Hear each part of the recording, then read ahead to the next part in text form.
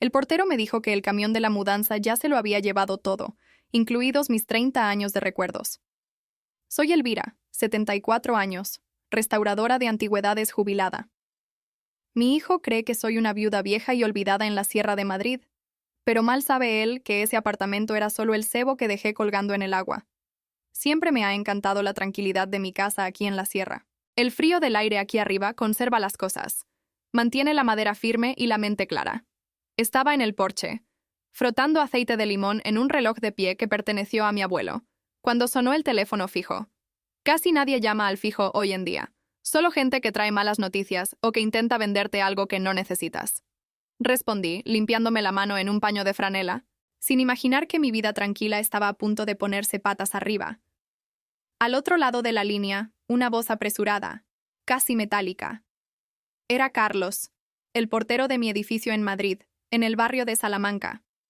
Ese edificio antiguo, de techos altos, donde había mantenido un pequeño apartamento de un dormitorio durante décadas. Era mi refugio cuando necesitaba bajar de la sierra para buscar piezas en subastas o simplemente para ver las luces de la ciudad.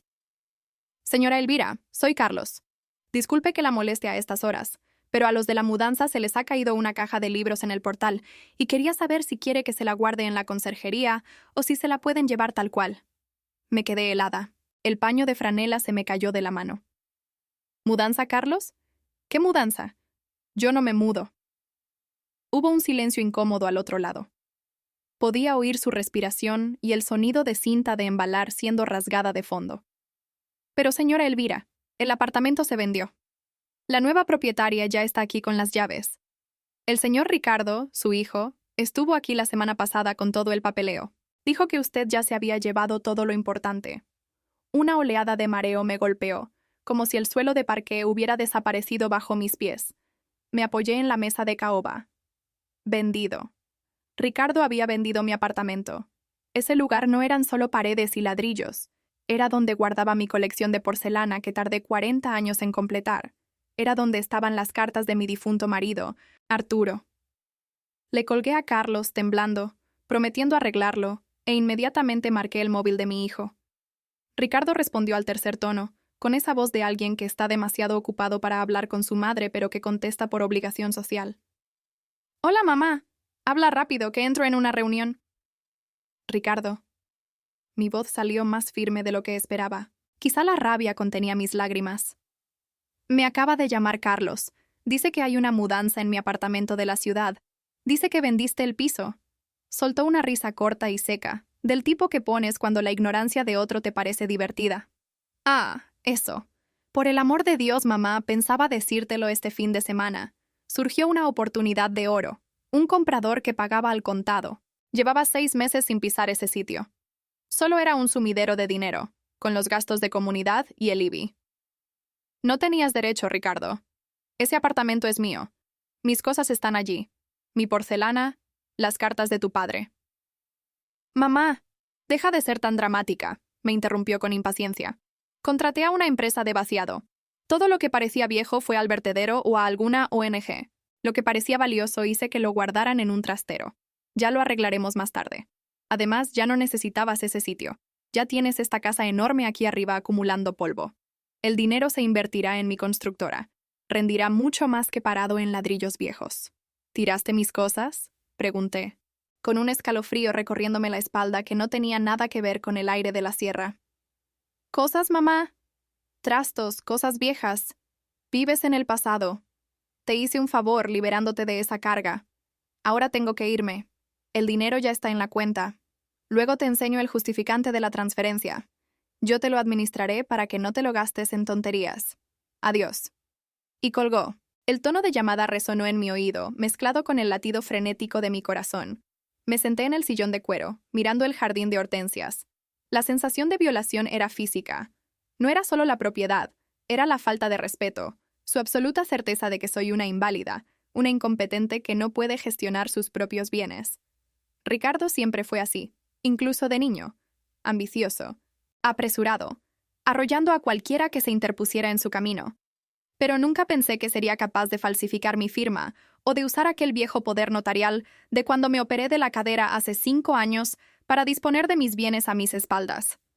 Me veía como la anciana con sus antigüedades, la madre que pasaba los días lijando muebles y tomando té. Pensaba que mi mundo se limitaba a esa casa en la sierra y a ese pisito en la ciudad.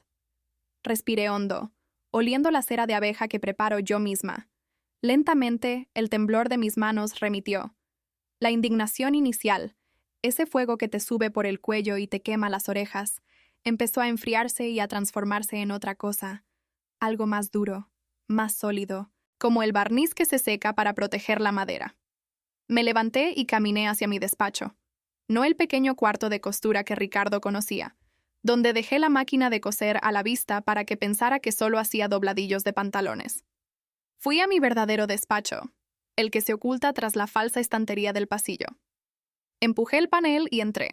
Allí olía a papel envejecido y a tinta de pluma estilográfica. Encendí la lámpara de banquero verde sobre el escritorio. Ricardo tenía razón en una cosa. Yo no necesitaba ese apartamento. Pero se equivocaba en todo lo demás. Se había reído, dijo que no lo necesitaba, y yo empecé a sonreír también. Una sonrisa que no llegaba a mis ojos, pero que curvaba mis labios de una manera peligrosa. Abrí el cajón de mi escritorio y saqué una pesada cartera de cuero negro. Dentro no había recetas de pasteles ni fotos de nietos. Había escrituras. Muchas escrituras. Mi hijo, en su moderna arrogancia de emprendedor, había olvidado de dónde salió el dinero que pagó su carrera universitaria. Olvidó que antes de restaurar muebles, yo compraba y vendía edificios enteros en el centro, en una época en la que una mujer necesitaba el permiso de su marido hasta para respirar. Arturo era la cara amable, pero yo era el cerebro. Yo era la que veía potencial donde nadie más lo hacía. Yo era la que negociaba, la que doblegaba a contratistas y abogados con una dulce sonrisa y un contrato blindado.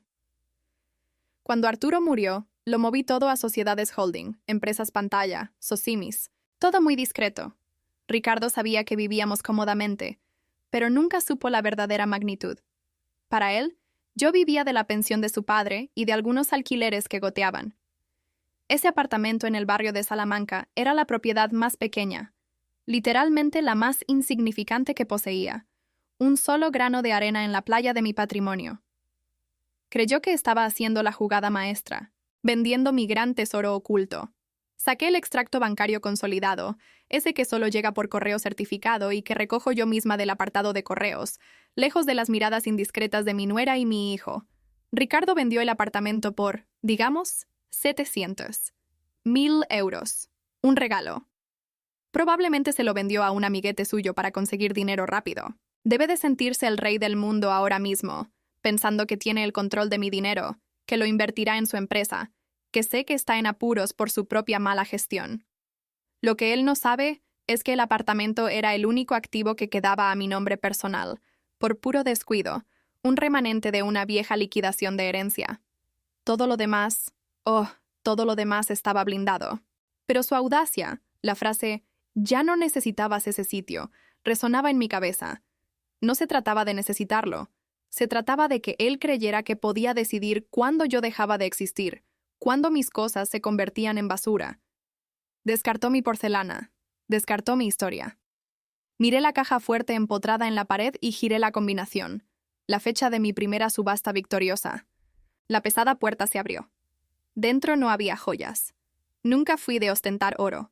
Dentro estaban los dosieres. Durante años había observado a Ricardo. Observé cómo trataba a sus empleados, cómo ocultaba información a sus socios, cómo vivía una vida de lujo construida sobre deudas que hacía malabares constantemente. Siempre ayudé. Siempre cubrí sus descubiertos. Siempre fingí creer sus excusas de «el mercado está difícil, mamá». Eso es lo que hacemos. Queremos protegerlos. Pero hoy cruzó una línea. Invadió mi santuario. Me trató como a un objeto obsoleto. Cogí el teléfono de nuevo. Esta vez, no lo llamé a él. Llamé al señor Esteban, mi abogado de confianza desde hace 40 años. El único que conocía el tamaño exacto del imperio que la viejecita restauradora había construido. «Hola, Esteban. Soy yo, Elvira». «Elvira, qué placer.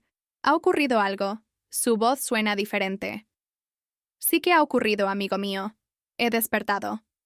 Ricardo ha vendido el apartamento del barrio de Salamanca, el antiguo». «¿Qué? ¿Sin su firma?» Eso es un delito, Elvira. Podemos anular la venta ahora mismo. Congelarlo todo. Meterlo en la cárcel por estafa y falsificación. Respiré hondo. La imagen de Ricardo esposado cruzó mi mente, pero la descarté rápidamente. Sería demasiado rápido, demasiado fácil, y todavía se haría la víctima ante toda la familia. Diría que lo hizo por mi bien y que yo estaba senil. No, la lección tenía que ser educativa. Tenía que doler donde más le duele a un hombre como él, en el bolsillo y en el ego.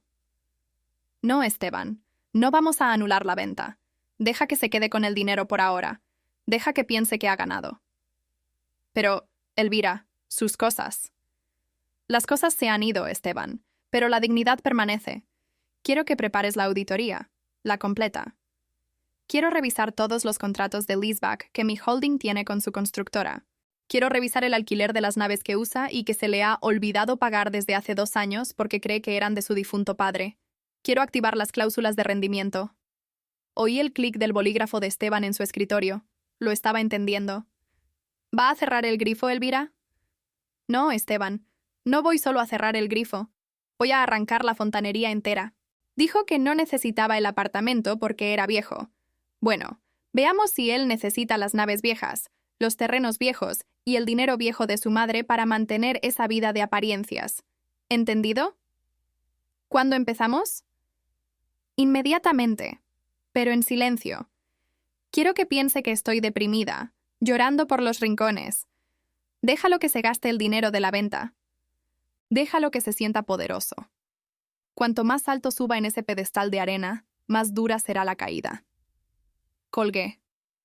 Afuera, la niebla empezaba a bajar sobre la sierra, cubriendo los pinos. Era una tarde preciosa, gris y fresca, justo como a mí me gusta.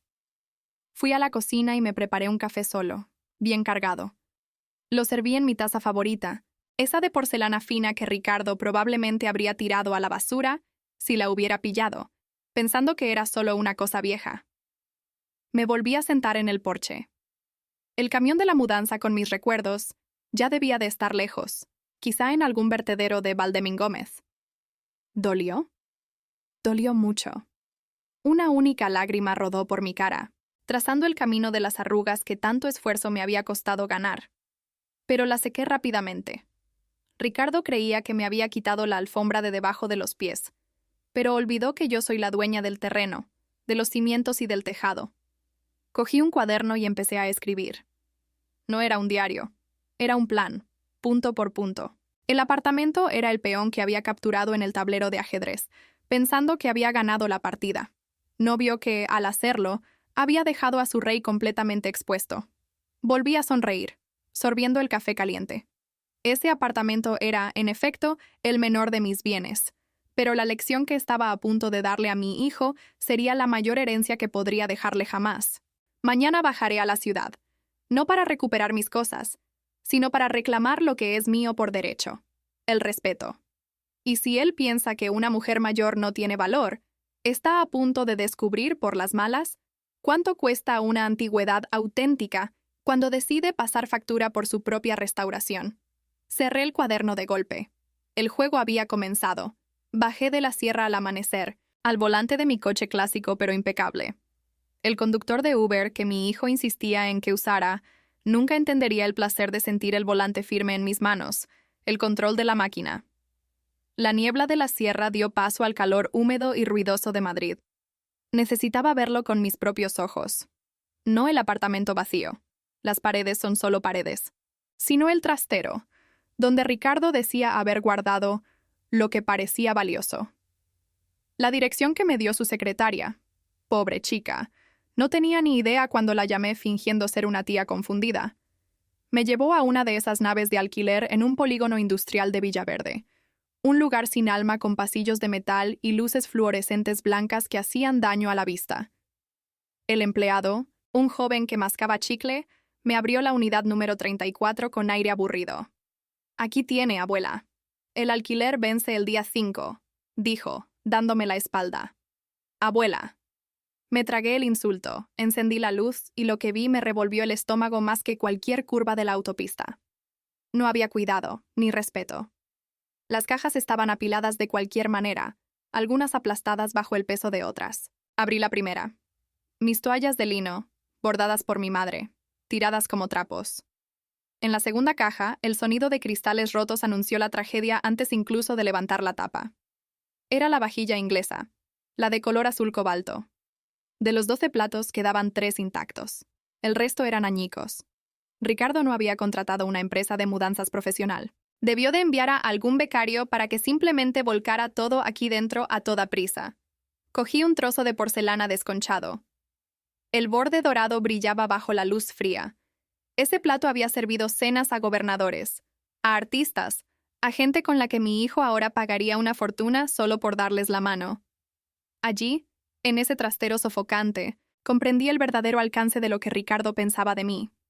Yo era una carga, un cabo suelto que necesitaba atar y esconder en un rincón oscuro para que no desentonara con la decoración moderna de su vida. Cerré la caja lentamente. No lloré. Las lágrimas se habían quedado en la sierra. Lo que sentía ahora era una claridad aterradora. Me sacudí el polvo de las manos en el vestido y salí. Esa basura emocional se quedaría allí por ahora. Tenía una cita mucho más importante en el centro. Caminé por las bulliciosas calles del distrito financiero, mezclándome con la multitud. Nadie se fija 2 veces en una anciana de pelo blanco con un bolso de mano en el brazo y zapatos cómodos. Era invisible, y la invisibilidad, aprendí hace mucho tiempo, es el mayor superpoder que una mujer puede tener en los negocios. Entré en el rascacielos acristalado del Paseo de la Castellana. El guardia de seguridad, un hombre mayor que trabajaba allí desde que se inauguró, abrió los ojos como platos y empezó a levantarse. Le hice una señal discreta, un dedo en los labios. Asintió con una sonrisa y me franqueó el paso por el torno. Sabía quién era la dueña del edificio. Ricardo, que pasaba corriendo por aquí para ir al registro mercantil, nunca se molestó en mirar quién firmaba la escritura del edificio que albergaba el bufete de su abogado. En la planta 20, la recepción era silenciosa y fría. Esteban me esperaba en la puerta de la sala de juntas, con la expresión de un hombre a punto de ir a la guerra. «El café está recién hecho, Elvira, y los papeles están sobre la mesa», dijo, cerrando la pesada puerta de madera maciza tras nosotros. Me senté a la cabecera de la mesa. Sobre la superficie de cristal había pilas de carpetas de colores. Cada color representaba un brazo de mi patrimonio. Propiedades comerciales, terrenos para desarrollo, acciones en empresas de logística y, por supuesto, la carpeta roja, los negocios entrelazados con la constructora de mi hijo. Empecemos por la auditoría que le pedí ayer, dije, poniéndome las gafas de leer. Esteban se aclaró la garganta y abrió la carpeta roja. La situación es más delicada de lo que imaginábamos, Elvira. Ricardo no solo está en apuros, lleva 2 años operando en números rojos. ¿La venta de su apartamento? Bueno, el dinero ni siquiera calentó su cuenta.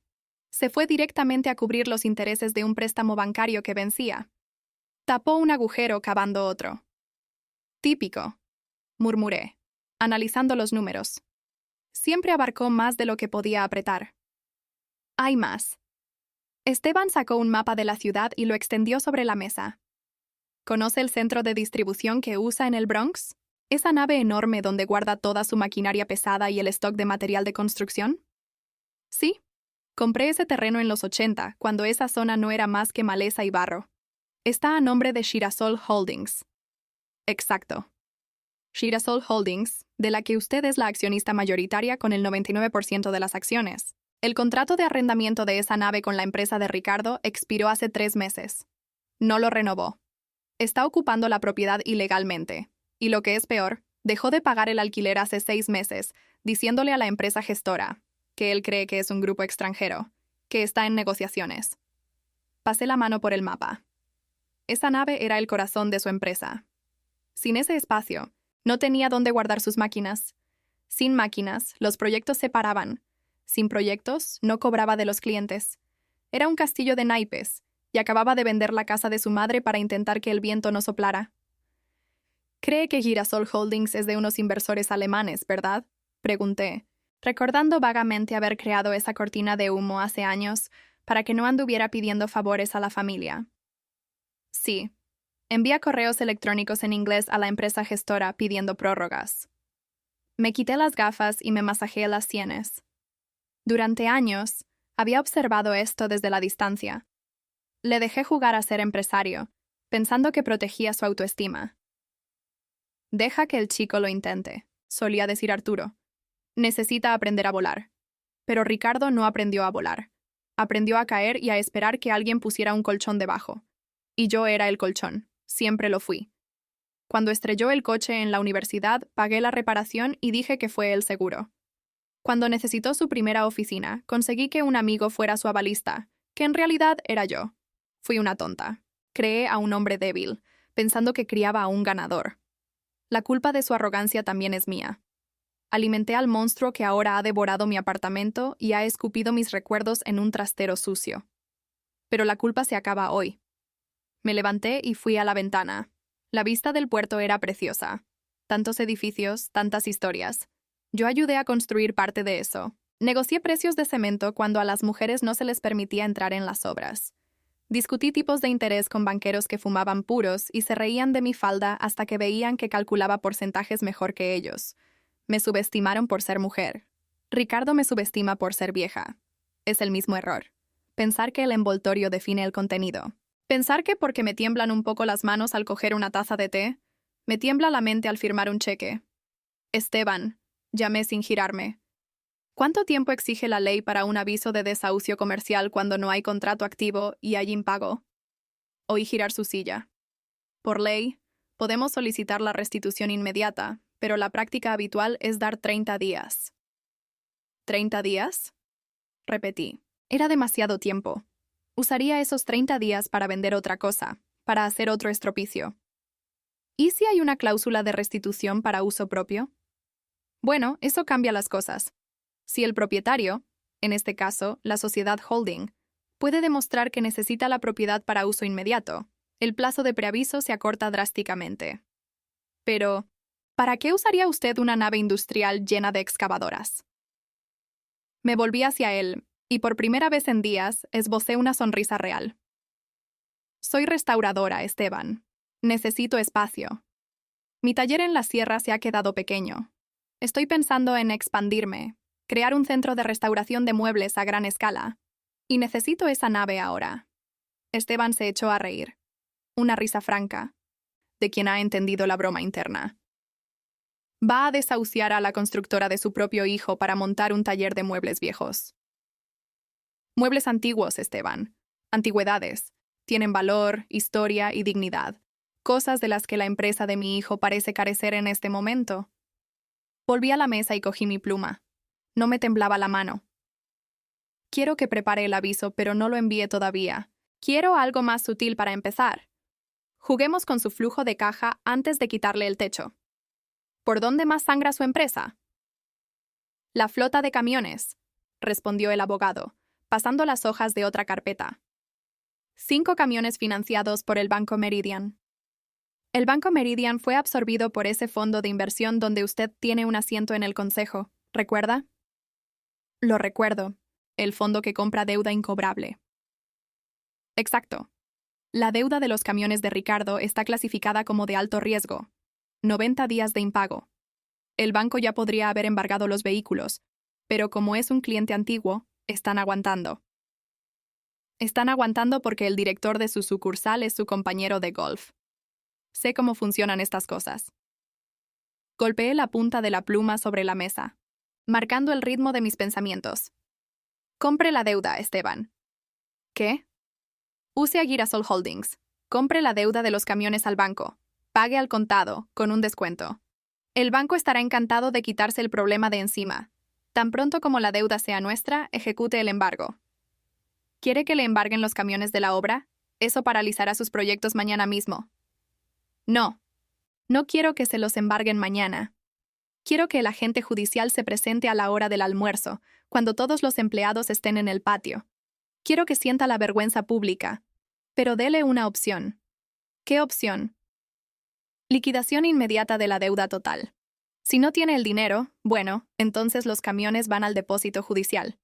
El mismo destino que él consideró apropiado para mis pertenencias. Esteban garabateaba todo frenéticamente. Podía ver el brillo en sus ojos. Él también estaba cansado de la arrogancia de Ricardo, que siempre llamaba al bufete exigiendo cosas a las que no tenía derecho. Elvira, esto es quirúrgico, pero sabrá que es usted. No lo sabrá. El agente judicial presentará el aviso de cobro en nombre de Crédito G, una filial del fondo. Para él, será solo el banco poniéndose duro. Nunca conectará a la viejecita de la sierra con un fondo de inversión de alto riesgo.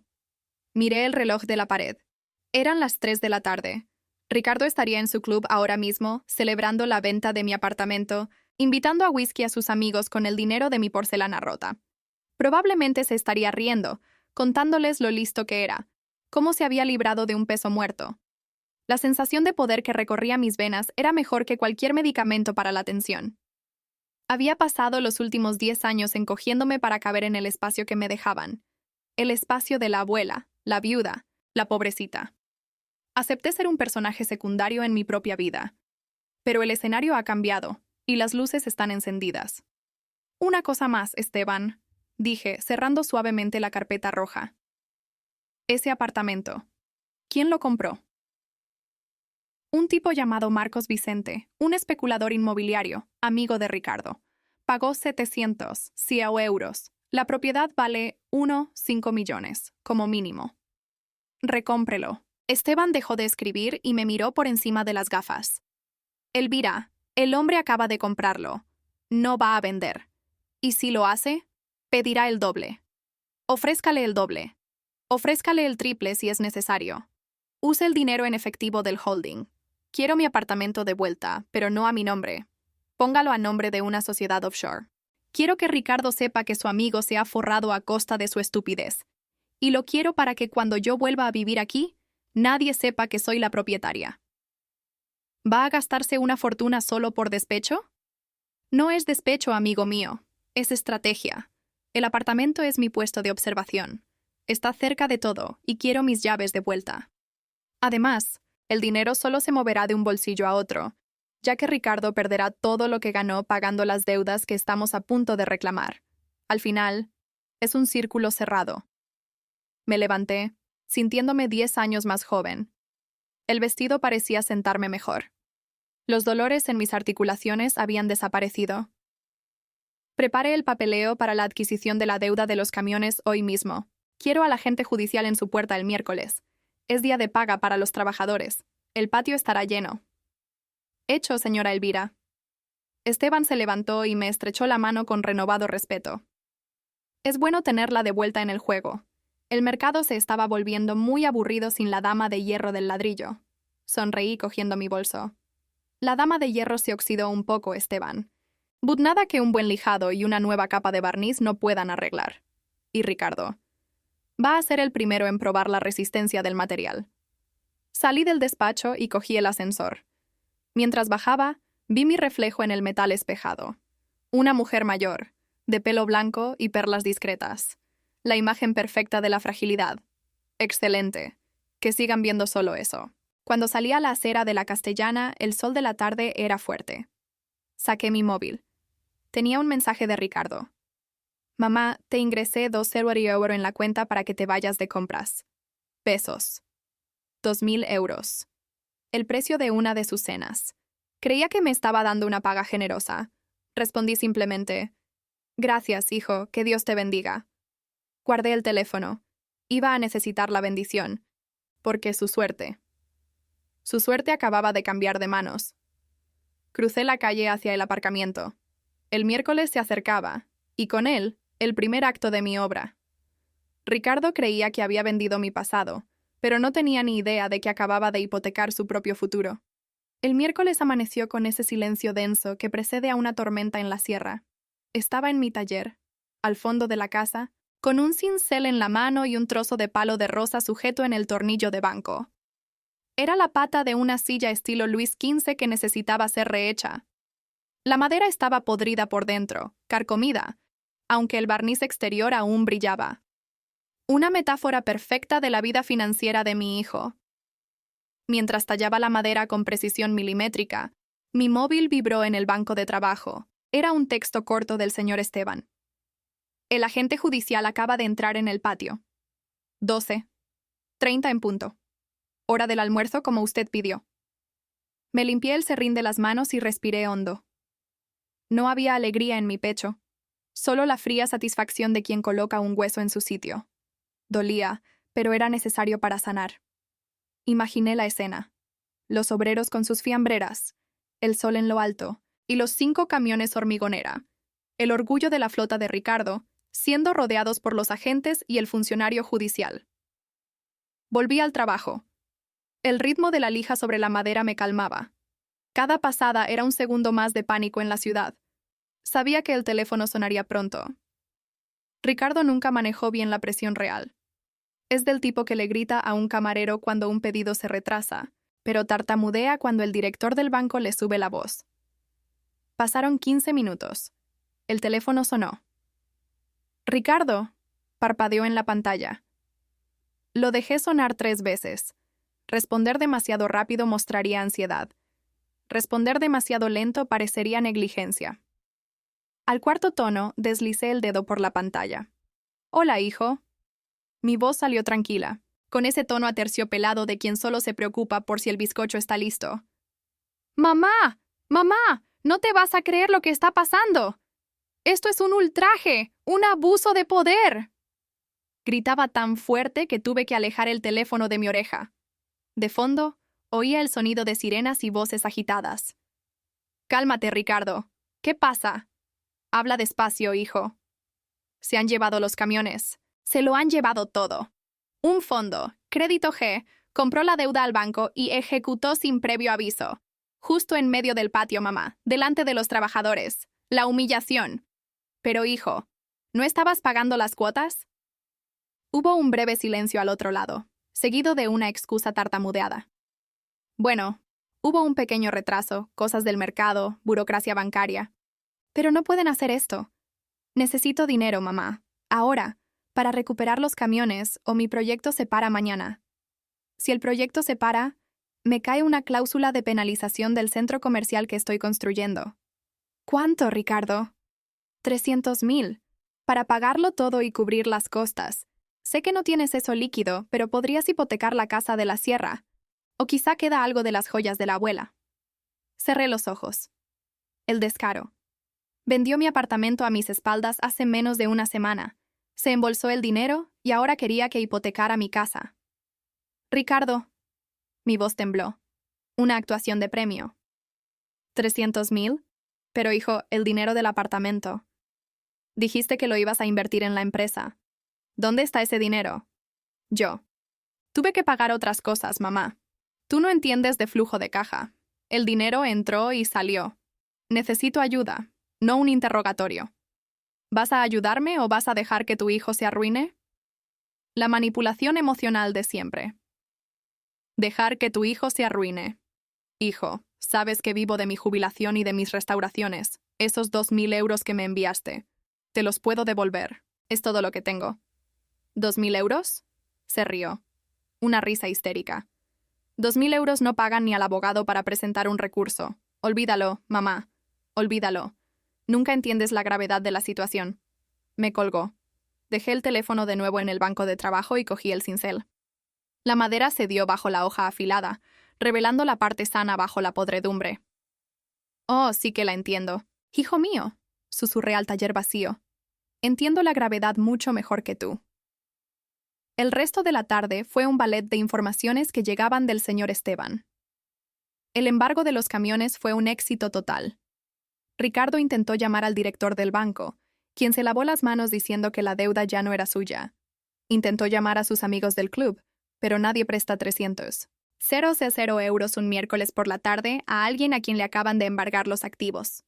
Las noticias vuelan. En el mundo de los negocios, el olor a sangre atrae a los tiburones pero asusta a los socios. Al final del día, recibí la segunda parte de mi victoria silenciosa. Me llamó Esteban, con la voz contenida, pero pude sentir su sonrisa.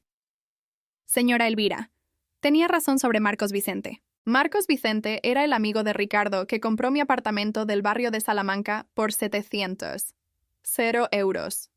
Un especulador de poca monta que iba de inversor avispado. ¿Aceptó la oferta?», pregunté, sirviéndome una taza de manzanilla. Aceptó de inmediato. Mi sociedad offshore le ofreció 6 millones, pago al contado. Creyó que le había tocado la lotería. Vendió el apartamento de vuelta sin siquiera cuestionar quién era el comprador final. La propiedad es suya de nuevo, Elvira, solo que ahora está blindada por una sociedad internacional. Excelente.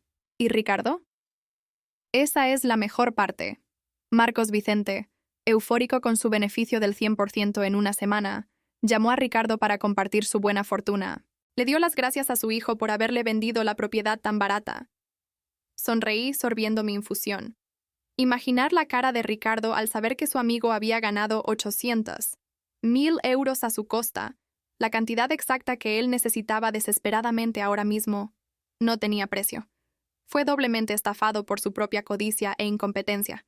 Gracias, Esteban. Siga presionando. El siguiente paso es la nave.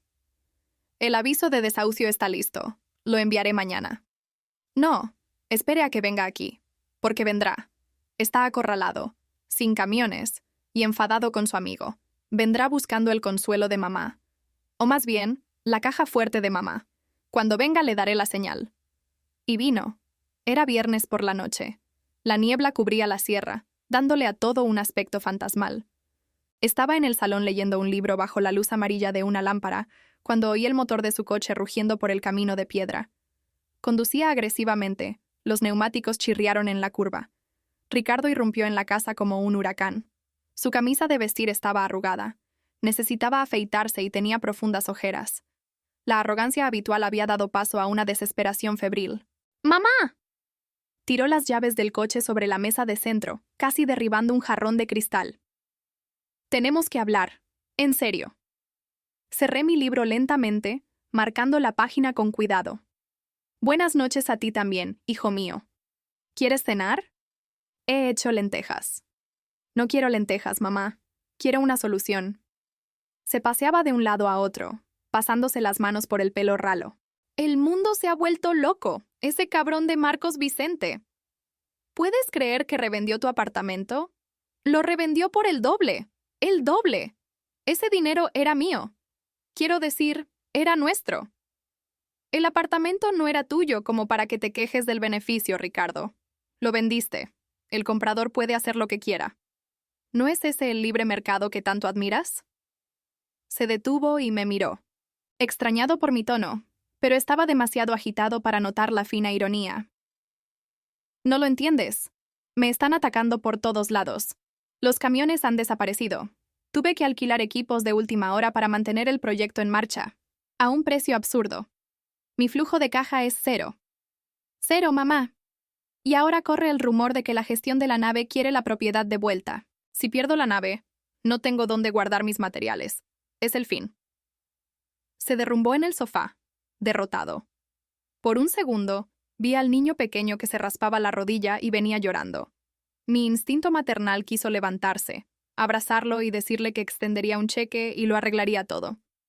Pero entonces miré una estantería vacía donde solía estar mi porcelana. Recordé el «ya no necesitabas ese sitio». La compasión murió. Lo que quedó fue la necesidad de educar. «Ricardo», empecé, con voz firme. «¿Recuerdas cuando tu padre te enseñó a montar en bicicleta?» «¿Qué? ¿Qué tiene que ver eso ahora, mamá? Por el amor de Dios». Solía decir, «Mira hacia adelante, no al suelo. Si miras al suelo, te caes». Has pasado tu vida mirando al suelo, Ricardo. Buscando el dinero rápido, la ventaja inmediata. Vendiste mi apartamento porque viste dinero fácil. No miraste hacia adelante, no viste que la propiedad valía más, no viste que yo tenía sentimientos. Ya empiezas con el sermón, bufó, poniendo los ojos en blanco. No es un sermón, es un hecho. Te llamas a ti mismo empresario, pero actúas como un ludópata.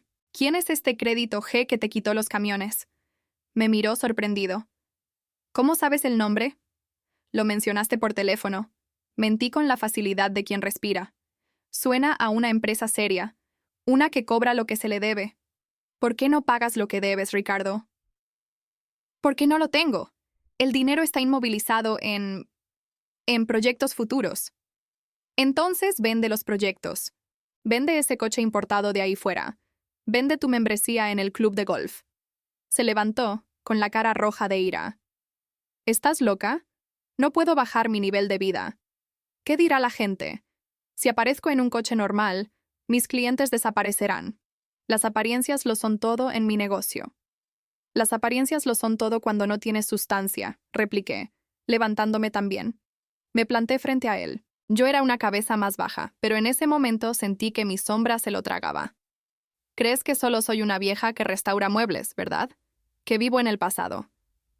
Mamá, no empieces con tus historias de la época de Maricastaña. Las antigüedades tienen valor porque han resistido el paso del tiempo, Ricardo. Están hechas de madera maciza, no de aglomerado que se hincha a la primera de cambio. Tú construiste tu vida sobre aglomerado, y ahora está lloviendo. Dio un paso atrás, confundido. Nunca me había visto hablar así.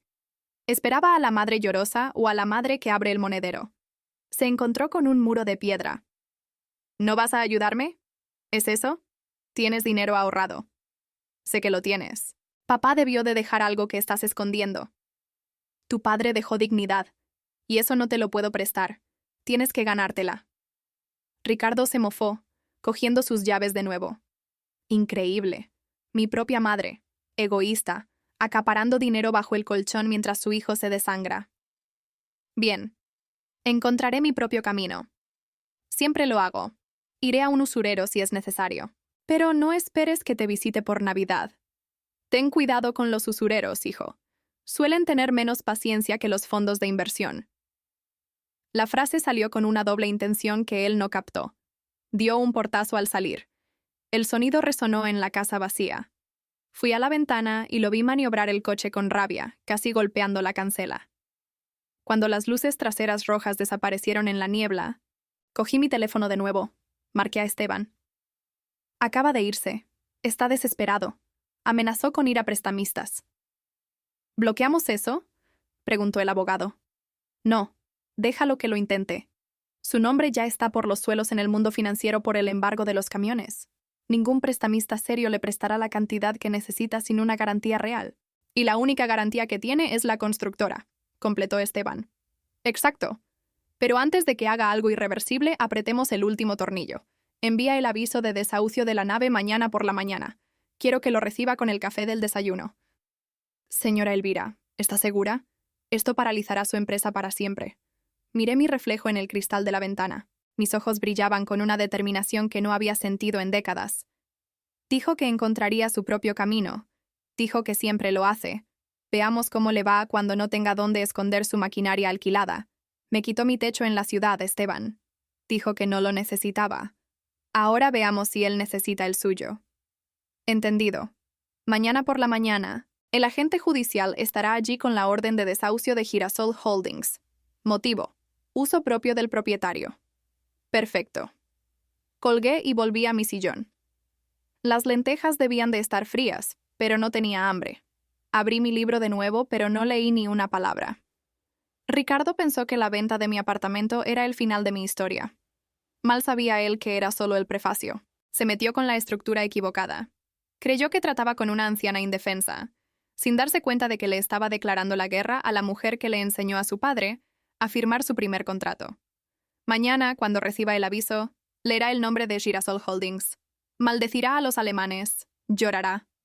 Y cuando ya no le quede a dónde huir, cuando todas las puertas estén cerradas, tendrá que mirar a la única puerta que siempre estuvo abierta, pero que él se empeñó en derribar a patadas. Y esta vez, para entrar, tendrá que pedir permiso y limpiarse los pies. Apagué la lámpara. La oscuridad de la habitación era reconfortante. El juego estaba a mitad de camino, y las piezas negras iban cayendo una a una. Sonreí en la oscuridad. Mañana sería un día largo. El teléfono sonó a las 7 de la mañana, rasgando el silencio de la sierra con la urgencia de una sirena. Yo ya estaba levantada, preparando café en un filtro de tela, el aroma subiendo para mezclarse con el olor a tierra húmeda del exterior. Sabía que sería él. El agente judicial, siguiendo mis estrictas órdenes, debía de haber llegado a la puerta del almacén en el Bronx exactamente a las 6:30, cuando abría el depósito. Respondí con calma, continuando vertiendo el agua caliente con mano firme. ¡Mamá! ¡Mamá, por el amor de Dios! ¡Se acabó! ¡Se acabó todo! La voz de Ricardo era un chillido agudo e irreconocible. De fondo, podía oír el estruendo de metal, voces de hombres gritando y el inconfundible sonido de carretillas elevadoras. Buenos días, Ricardo. Respira. ¿Qué está pasando? Me están desahuciando. Girasol Holdings, esos malditos alemanes. Han enviado a la policía. Mamá, están sacando mi maquinaria a la acera. El cemento se va a endurecer con el rocío de la mañana. Mis empleados están ahí parados mirándome como si fuera un fracasado. Tomé un sorbo del café solo, sin azúcar. El sabor amargo bajó suavemente. Pero hijo, te lo advertí. Dijiste que encontrarías una manera. ¿No intentaste negociar? ¡Lo intenté!, gritó casi llorando. Envié correos, llamé a la gestora, ofrecí pagar los atrasos en 20 plazos. Ni siquiera respondieron. El agente judicial dijo que la orden es de restitución inmediata para uso propio. ¿Qué uso propio? ¿Qué va a hacer un fondo de inversión extranjero con una nave vieja en el Bronx? Esto es una casa de brujas. A veces, hijo mío, el propietario simplemente se cansa de ver su propiedad maltratada. Respondí con una calma que pareció enfurecerlo aún más. ¿Y ahora qué? Ahora estoy en la calle, literalmente en la calle, sin camiones, sin almacén, sin stock. El centro comercial canceló el contrato esta mañana cuando se enteraron del embargo de la flota. La penalización se comerá lo que me queda de efectivo, y aún tendré deudas. Estoy en bancarrota, mamá. En bancarrota. Ese dinero de tu apartamento se ha esfumado. Le oí sollozar al otro lado de la línea. Un llanto seco y ahogado de un hombre orgulloso que se ve acorralado. No sentí lástima. La lástima es un sentimiento para los que sufren injusticias del destino, no para los que siembran vientos y se sorprenden con la tempestad. Lo que sentí fue la necesidad de cerrar el círculo. Ricardo, sécate la cara. Llorar delante de tus empleados es el último clavo en el ataúd de tu liderazgo. ¿Qué quieres que haga? ¿Reírme? Quiero que dejes de actuar como un pollo sin cabeza. El señor Esteban me llamó ayer. Parece que conoce a un representante de este Girasol Holdings. El silencio al otro lado fue inmediato. La desesperación dio paso a una chispa de esperanza interesada. ¿Esteban? ¿Tu viejo abogado? ¿Qué tiene que ver él con un fondo internacional? Esteban tiene contactos, Ricardo. Dijo que consiguió programar una reunión de emergencia con el consejo del holding, hoy a las 2 de la tarde. Dijo que es tu única oportunidad de revertir el desahucio y quizás recuperar los camiones. ¿Hablas en serio, mamá? Vaya, Esteban. Siempre pensé que era un dinosaurio, pero si puede conseguir esto. ¿Dónde es la reunión? ¿En su despacho del centro? No. El representante insistió en que fuera en un lugar neutral propiedad del holding. Anota la dirección. Adelante, tengo un bolígrafo. Calle O'Donnell, 50, apartamento 8B. Hubo una larga pausa. Pude oír cómo se le cortaba la respiración. Mamá, esa es la dirección de tu apartamento, el que vendí. ¿Sí? Qué curiosa coincidencia. Quizá el holding se lo compró a ese amigo tuyo. El mundo da muchas vueltas, ¿no crees, hijo mío? Estate allí a las 2 en punto. No se tolerará la impuntualidad. Colgué antes de que pudiera hacer más preguntas. Me temblaban ligeramente las manos, no de miedo, sino de adrenalina. Fui a mi dormitorio, abrí el armario y saqué mi mejor traje de chaqueta azul marino, el que llevé a la inauguración del primer edificio que construí con Arturo. Me prendí el broche de perlas en la solapa. Me miré en el espejo. La abuela Elvira, restauradora de muebles y repostera de bizcochos, se quedaría en la sierra. La persona que bajaba a la ciudad hoy era la señora Elvira, presidenta del Consejo de Administración. Llegué al apartamento del barrio de Salamanca 1 hora antes. El portero, Carlos, casi se cae de la silla cuando me vio entrar, no como la viuda desahuciada, sino como la dueña con las llaves en la mano. Señora Elvira, pero el señor Ricardo dijo. El señor Ricardo habla mucho y sabe poco, Carlos. Sonreí, entregándole una caja de jengibre confitado que había traído de la sierra. El apartamento vuelve a estar en la familia, pero hoy necesito que sea discreto. Cuando llegue mi hijo, simplemente hágale subir. No lo anuncie. Solo ábrale el portal. Subí en el viejo ascensor, escuchando los familiares traqueteos de los engranajes. Al entrar en el 8B, el olor a pintura fresca me golpeó. Marcos Vicente, en su prisa por revender la propiedad, había pintado las paredes de un blanco gélido, borrando las marcas de mis cuadros y el tono crema que tanto me gustaba. El apartamento estaba vacío, sin muebles, sin alfombras, sin vida, solo el suelo de parqué que necesitaba desesperadamente una cera. En el centro del salón, el señor Esteban ya había montado una sencilla mesa de cristal y 3 sillas, como habíamos acordado. Estaba de pie, mirando el río Manzanares a través de la ventana abierta. El sonido de la ciudad y los barcos lejanos del Retiro entraban sin invitación. «Está usted impecable, Elvira», dijo girándose. «Los documentos están todos aquí. La escritura de la nave, los títulos de la deuda de los camiones, la escritura de este apartamento y los estatutos de Girasol Holdings. Gracias, Esteban. Estuvo brillante con la recompra. Fue fácil. El miedo hace que la gente venda barato y compre caro. Su hijo está experimentando eso en carne propia hoy». Me senté en la silla que daba a la puerta principal. La posición de mando. Coloqué mi bolso sobre la mesa y crucé las manos. Eran las 13:55. 5 minutos después, sonó el timbre. No un golpe, solo el zumbido estridente. «Adelante». Mi voz resonó en la habitación vacía. La puerta se abrió. Ricardo entró, azorado, sudando profusamente en su traje caro, que ahora parecía una talla demasiado grande para él. Miró a Esteban, luego escudriñó el apartamento vacío con ojos confusos. Finalmente, su mirada se posó en mí. Se detuvo, con la mano todavía en el pomo de la puerta. «¿Mamá?». Frunció el ceño, secándose el sudor de la frente con el dorso de la mano. «¿Qué haces aquí?». Esteban dijo que la reunión era con el consejo de Girasol Holdings. «¿Has venido a suplicar por mí?». «Ya te dije que no te metieras en mis asuntos. Esto es la primera división». «Cierra la puerta, Ricardo», ordené en un tono bajo y metálico que no había oído desde que tenía 10 años, y rompió la ventana del vecino. Obedeció por reflejo, pero continuó quejándose mientras caminaba hacia la mesa. «¿Dónde están, Esteban? ¿Dónde están los alemanes? Esto es surrealista, estar de vuelta aquí. Marcos Vicente me dijo que vendió a un grupo extranjero. No puedo creer que tenga que negociar por mi vida en el salón donde me crié».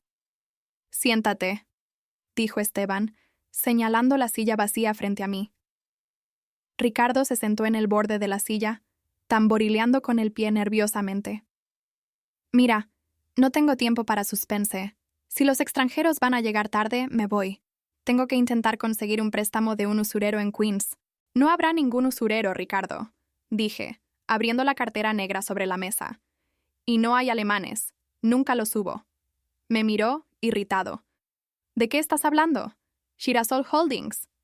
«Girasol Holdings», interrumpí, colocando los estatutos de la sociedad sobre la mesa y deslizándolos hacia él, se fundó en 1982. Accionista mayoritaria y directora vitalicia, Elvira de la Fuente. Ricardo se quedó mirando el papel. Lo leyó, parpadeó. Lo leyó de nuevo. Abrió la boca, pero no salió ningún sonido. Levantó los ojos hacia mí, y por primera vez vi miedo real. No el miedo a la bancarrota, sino el miedo de quien descubre que el suelo bajo sus pies nunca fue suelo, sino la palma de la mano de un gigante. «¿Tú?», susurró. «Girasol. ¿Eres tú?». «Girasol, la flor favorita de tu padre. Nunca prestaste atención a los detalles, ¿verdad? Pero la nave. Mía, la compré cuando aún estabas en el parvulario. Los camiones. Crédito G. Una filial de Girasol, Ricardo. Compré tu deuda. Hice que te embargaran los camiones». Se puso de pie de un salto, derribando su silla hacia atrás. El estruendo resonó violentamente en el apartamento vacío. «¿Qué? ¿Tú enviaste a la policía por tu propio hijo? Me humillaste delante de todos. Me arruinaste, mamá. ¿Estás loca? Esto es sádico. Siéntate». Mi voz estalló, llenando la habitación con una autoridad que hizo que hasta Esteban se enderezara. «He dicho, siéntate». Ricardo vaciló. Miró hacia la puerta, luego hacia mí. Vio algo en mis ojos que nunca había visto antes. No era la madre que hacía lentejas. Era la mujer que doblegaba a los contratistas a su voluntad. Lentamente, recogió la silla y se sentó, encorvado. «No te arruiné, Ricardo. Te arruinaste tú solo. Yo solo dejé de sujetar las piezas». Empujé otro documento hacia él. La escritura del apartamento en el que estábamos. «Vendiste este apartamento por 700, €. Dijiste que no lo necesitaba». Dijiste que era el menor de mis bienes, intentó argumentar con la voz débil. ¿Y no lo era? ¿Tienes un holding multimillonario y me lo ocultaste? Yo estaba luchando con la empresa y tú estabas sentada en una mina de oro. ¿Qué clase de madre hace eso? La clase de madre que vio a su hijo quemar la herencia de su padre en coches importados y viajes en primera clase antes de obtener un solo beneficio. La clase de madre que se cansó de ser tratada como una anciana senil que solo sirve para firmar cheques en blanco. Me levanté y caminé hacia la ventana. La brisa del mar me alborotó el pelo blanco, pero no me importó. Dijiste que este apartamento era el más pequeño. Me volví para mirarlo. Y tenías razón. Financieramente es una gota en el océano. Pero moralmente, Ricardo, era la prueba, y suspendiste. Te iba a devolver el dinero, masculló, mirándose las manos. Mentiras. Ibas a gastarlo cubriendo tus pagos de intereses, como hiciste, y luego habrías vendido la casa de la sierra, y luego las joyas, hasta que no quedara nada. Eres un pozo sin fondo, hijo mío, porque no construyes, solo consumes. Esteban se aclaró la garganta y colocó una hoja de cálculo sobre la mesa. La situación es la siguiente, Ricardo. Girasol Holdings es propietaria de tu centro de operaciones. Crédito G es propietaria de tu flota. Y la señora Elvira posee todo el capital que necesitas para evitar ser detenido por fraude fiscal el lunes. Ricardo palideció. La realidad se estrelló sobre él como un yunque. No tenía salida. El usurero no lo salvaría. Sus amigos no lo salvarían. Estaba completamente en mis manos. ¿Qué vas a hacer?, preguntó, con la voz temblorosa, lágrimas en los ojos. ¿Vas a quitarme la empresa? ¿Dejarme en la indigencia para darme una lección?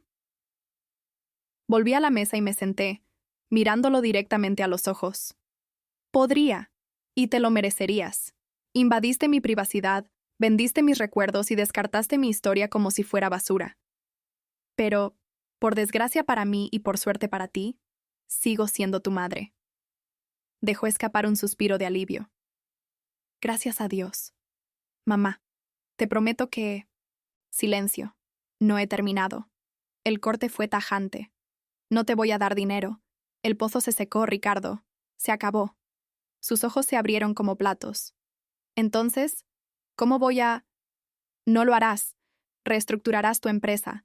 Girasol Holdings asumirá el control mayoritario de tu constructora. Ya no serás el propietario. Serás un empleado. Director de operaciones. Un salario fijo, sin bonus, sin tarjeta de empresa.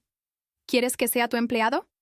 Parecía ofendido, lo cual era risible dadas las circunstancias. Quiero que trabajes de verdad. Tendrás que fichar. Tendrás que informarme a mí y al señor Esteban cada viernes.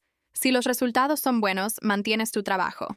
Si intentas malversar un solo céntimo, te despediré y ejecutaré tus deudas. Entonces conocerás la indigencia. ¿Y el apartamento?, preguntó mirando a su alrededor. El apartamento es mío de nuevo. Y así seguirá. Nunca más tendrás un poder para vender ni un alfiler mío. ¿Y mi porcelana que rompiste? La deduciré de tu sueldo, mes a mes. Cada plato, cada taza. Tardarás años, pero pagarás el precio de la historia que destruiste. Ricardo se hundió en su silla. Parecía haber encogido varias pulgadas. La arrogancia, el traje caro, el reloj de oro. Todo parecía un disfraz barato ante la cruda realidad de los contratos sobre la mesa.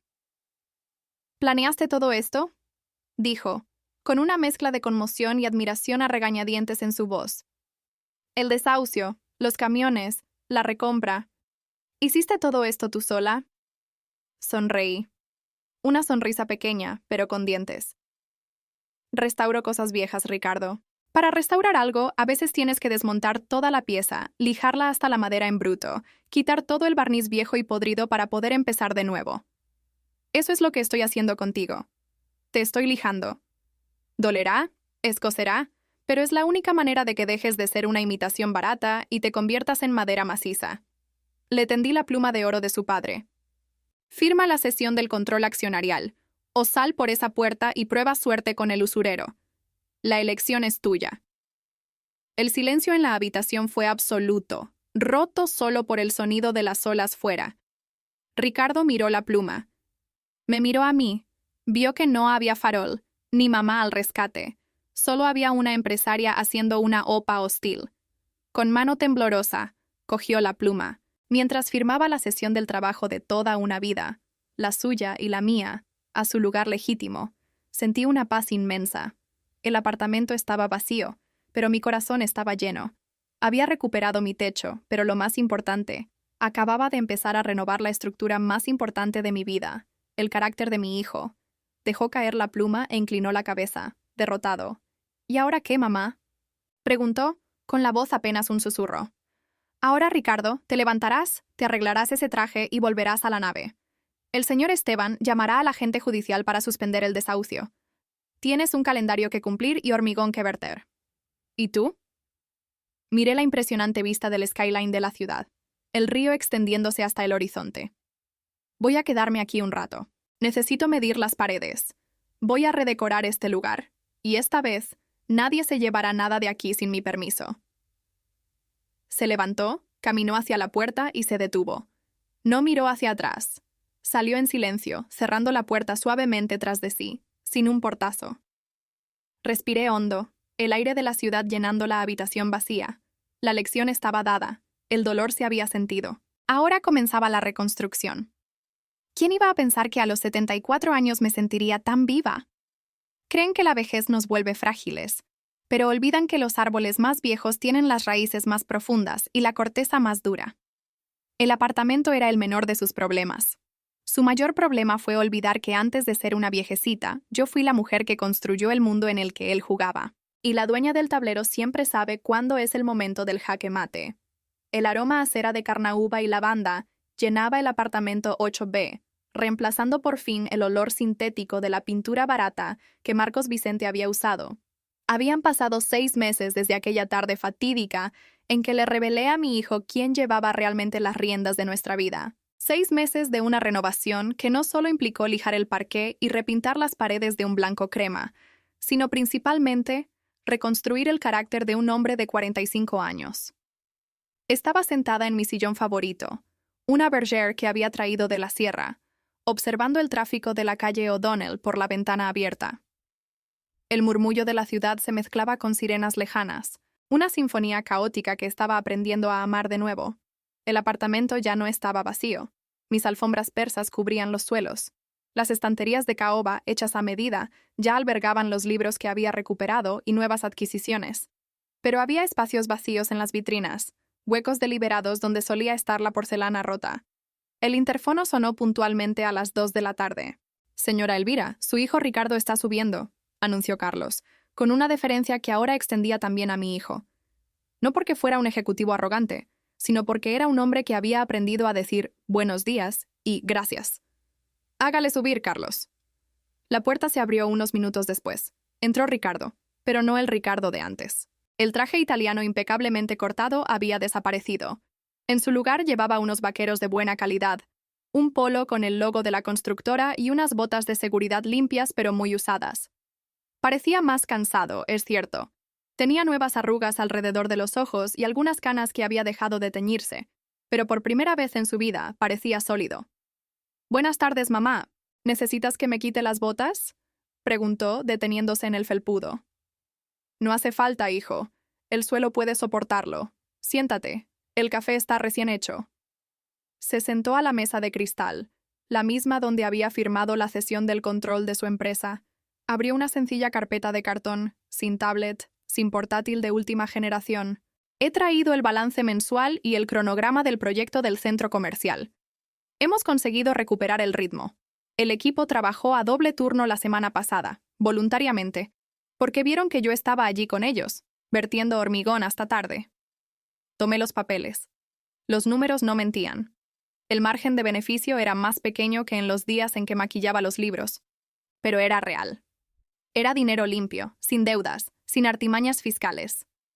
Esteban me dijo que el flujo de caja es positivo por primera vez en 3 años. Comenté, analizando una columna de gastos. «Veo que cortaste el leasing de los coches para los directores». «Sí». Ricardo se rascó la nuca, un gesto de humildad que le había costado aprender. «Me di cuenta de que no necesito un coche blindado para ir a una obra. Mi coche compacto funciona perfectamente, y el ahorro pagó la reparación de las hormigoneras que estaban fuera de servicio». Sonreí internamente, manteniendo una expresión serena. Girasol Holdings, es decir, yo, había sido una jefa estricta. Corté todos los lujos. Su sueldo ahora era de mercado, y una gran parte se retenía para devolver el préstamo que le había hecho para salvar la empresa de la quiebra. Estaba viviendo con lo esencial, y curiosamente, parecía más ligero por ello. Muy bien, Ricardo. El consejo está satisfecho. Cerré la carpeta. Pero no has venido hoy solo para hablar de cemento, ¿verdad? Respiró hondo y metió la mano en el bolsillo del pantalón. De él sacó un sobre marrón y una pequeña caja envuelta en papel de seda. Este es el cheque de la cuota de este mes de la deuda personal, por lo que malgasté de tus bienes. Tomé el sobre sin abrirlo. Sabía que la cantidad sería correcta hasta el último céntimo. ¿Y esto? Señalé la cajita. Ricardo empujó el paquete hacia mí con cuidado, como si fuera una bomba a punto de estallar. Sé que no arregla lo que hice. Sé que esa vajilla azul cobalto era una reliquia familiar y que ningún dinero puede devolver su historia. Pero pasé los últimos fines de semana recorriendo las tiendas de antigüedades del Rastro y de las galerías del barrio de las Letras. Deshice el lazo con mis dedos, encallecidos por el trabajo manual. Abrí el papel de seda. Dentro había un platillo. Solo un platillo, de porcelana inglesa, azul cobalto con un borde dorado. No era idéntico a mi juego perdido. El tono de azul era ligeramente más oscuro, y el patrón del borde era un poco más floral, pero era una pieza auténtica del siglo XIX. El anticuario dijo que es difícil encontrar un juego completo, explicó, sus palabras atropellándose en su afán. Pero encontré este platillo. Estaba sucio, tirado en una caja de trastos. Pensé en ti. Recordé lo que dijiste de lijar para encontrar la madera buena. Lo limpié, mamá. Usé ese pulimento que me enseñaste. Cogí el platillo y lo alcé a la luz. No tenía grietas. La porcelana traslúcida brillaba. «¿Lo restauraste?», susurré, con un nudo formándose en mi garganta que no tenía nada que ver con la tristeza. «Sí, lo restauré». Sus ojos se humedecieron. «Mamá, yo...». «Lo siento mucho. No por el dinero, sino por pensar que tus cosas eran basura. Ahora que estoy trabajando de verdad, ahora que veo el sudor que cuesta levantar un muro, entiendo el valor de mantener ese muro en pie». Dejé el platillo sobre la mesa, junto a mi taza de café. «Aceptado, Ricardo. Es una pieza preciosa. Tendrá un lugar de honor en la estantería». Dejó escapar el aliento que había estado conteniendo y sonrió. Una sonrisa juvenil, genuina, sin la arrogancia del empresario fracasado. «Gracias, mamá. Ahora termina tu café. Tienes una obra que inspeccionar. Y yo tengo una cita». «¿Una cita? ¿Vuelves a la sierra hoy?» «No. Voy a la nave del Bronx». Frunció el ceño, confundido. «¿A la nave de la empresa?» «¿A hacer qué?» «Allí está lleno de polvo y ruido». «Exacto. Voy a inspeccionar el nuevo anexo. He decidido que Girasol Holdings va a expandir sus operaciones». «¿Expandir? ¿Vamos a comprar más terrenos?» Me levanté, alicé la falda de mi vestido y cogí mi bolso. «No, hijo mío, vamos a invertir en capital humano. Voy a abrir una escuela de restauración y carpintería en el anexo de la nave para jóvenes de la comunidad que necesitan un oficio. Y adivina quién va a dar las clases de gestión de proyectos y presupuestos en su tiempo libre». Ricardo se señaló a sí mismo, sorprendido. «¿Yo? Pero mamá, apenas gestiono la constructora». «La gestionas muy bien, porque dejaste de fingir. Y quien ha aprendido a salir de un agujero es el mejor para enseñar a otros a no caer en él. Vamos», conduzco yo. Salimos del apartamento, y mientras Carlos nos sostenía a la puerta del edificio, sentí el sol de Madrid calentar mi cara. La brisa de la ciudad traía promesas de nuevos tiempos. El trayecto hasta el Bronx fue silencioso. Ricardo se sentó en el asiento del copiloto, observando la ciudad pasar. Comentaba la arquitectura de algunos edificios antiguos, notando detalles que su prisa codiciosa antes habría pasado por alto. Estaba aprendiendo a ver. Cuando llegamos a la nave, los trabajadores se detuvieron para saludarnos, no con miedo, sino con respeto. «¡Señora Elvira!», gritó el jefe de obra quitándose el casco. «Señor Ricardo, ha llegado el hormigón para la losa 3. Ver a mi hijo arremangarse e ir a comprobar el albarán de entrega saludando al camionero por su nombre, fue la mayor recompensa que podría haber pedido. Ese hombre de allí, con polvo en las botas, valía 1000 veces más que el ejecutivo de traje que vendió mi apartamento. Caminé hacia el fondo de la propiedad, donde se estaba renovando el anexo. El olor a serrín fresco era mi perfume favorito. Allí, en ese gran espacio, vería comenzar nuevas historias. Jóvenes aprendiendo que lo viejo no es desechable, que la madera tiene memoria, que con paciencia, habilidad y amor, todo puede arreglarse, incluso las familias rotas. Me apoyé en un banco de trabajo, observando a mi hijo desde la distancia mientras gesticulaba con el capataz. Recordé sus palabras por teléfono meses atrás. Mamá, ya no necesitabas ese sitio. Creyó que hablaba del apartamento, pero en realidad hablaba de mi esencia. Pensó que ya no necesitaba ser la Elvira fuerte, la Elvira visionaria. Quería que fuera solo la anciana esperando la muerte en la sierra. ¡Qué error tan necio! La vejez no es el fin de la utilidad, es la cima de la competencia. Es cuando tienes todas las herramientas, todo el conocimiento y, si tienes suerte, el coraje de usarlos sin pedir disculpas. Ese apartamento en el barrio de Salamanca, el menor de mis bienes, acabó siendo la piedra angular de mi mayor obra. No era solo para que yo viera la ciudad, era para que yo viera la verdad. Y la verdad, cruda y sin barnizar como la madera desnuda, es que nunca es demasiado tarde para criar a un hijo, incluso si eso significa que tienes que despedir al empresario para contratar al hombre. Ricardo caminó hacia mí, limpiándose las manos en un trapo. Mamá, el capataz dijo que pediste bancos de trabajo de roble macizo para la escuela. Esa es madera de la buena, es cara. Es una inversión, Ricardo. Si aprenden a trabajar con lo bueno, no se conformarán con cualquier cosa en la vida. La calidad educa. Asintió pensativo. Sabes, estaba pensando, ese platillo que te di. Vi una taza que podría hacer juego en un mercadillo de Brooklyn el domingo. ¿Quieres que vayamos a echar un vistazo? Podemos comer después.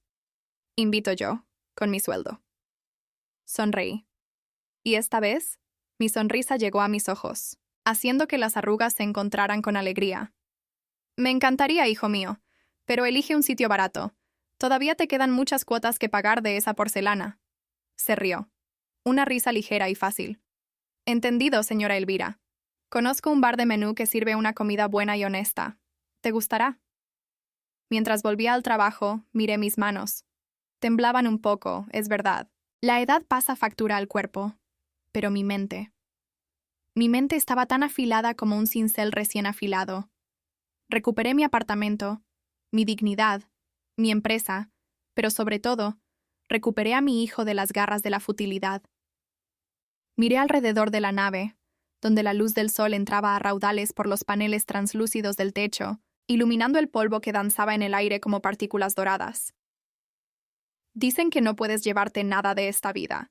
Se equivocan. Te llevas lo que dejas. Dejaré edificios, dejaré muebles restaurados, dejaré una escuela.